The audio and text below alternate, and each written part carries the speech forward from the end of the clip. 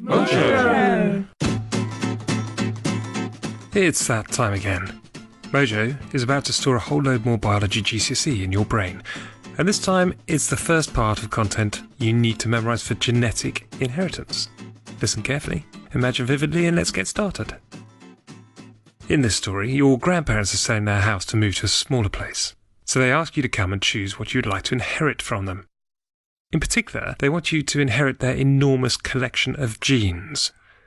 Of course, genes spelt like this sounds exactly the same as genes spelt like this, so this story is about genes that you'll inherit from your grandparents, or genetic inheritance.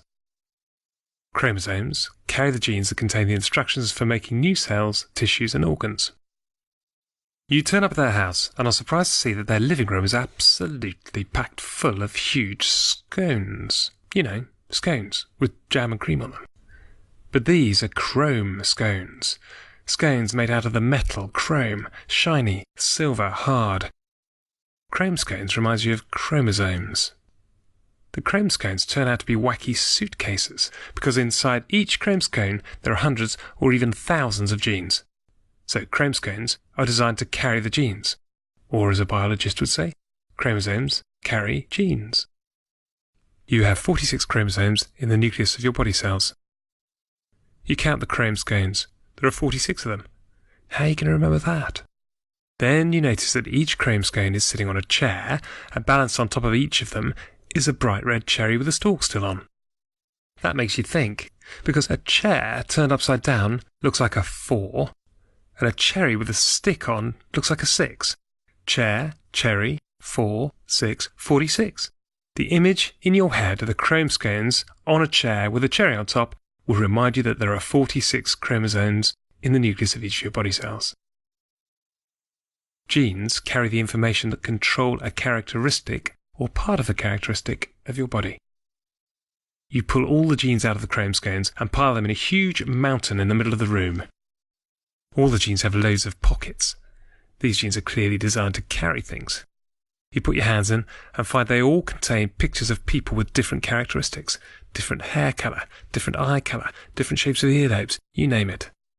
And that is a useful image to store in your head, because in biology, genes are also designed to carry things. They carry small packets of information.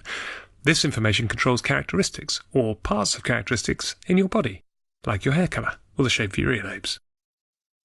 Alleles are different forms of the same gene.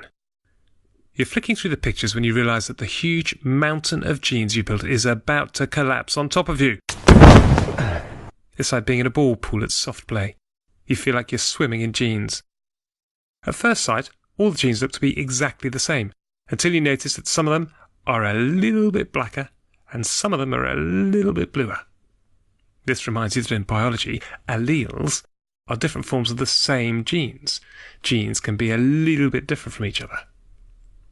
Homozygous, the alleles present are identical. Heterozygous, the alleles present are different. You panic that you may be about to drown in the pile of genes, so you start to grab the genes and throw them away from you. But instead of landing in piles on the floor, the genes land on their feet and start to dance in pairs. Sometimes two genes of the same colour dance together, and sometimes genes that are different colours dance together. That gives you a great way to remember about homozygous and heterozygous genes. Where two genes dancing together are the same, that reminds you of homosexual people, people attracted to the same sex. In genetics, where alleles are exactly the same, it's called homozygous. Where the genes are a little bit different, that reminds you of heterosexual people, people attracted to a different sex. In genetics, where the alleles are different, it's called heterozygous. Right, let's test you on what we've covered here. Using the images and story that you've just heard, fill in the gaps below. Pause the video and then restart when you're ready.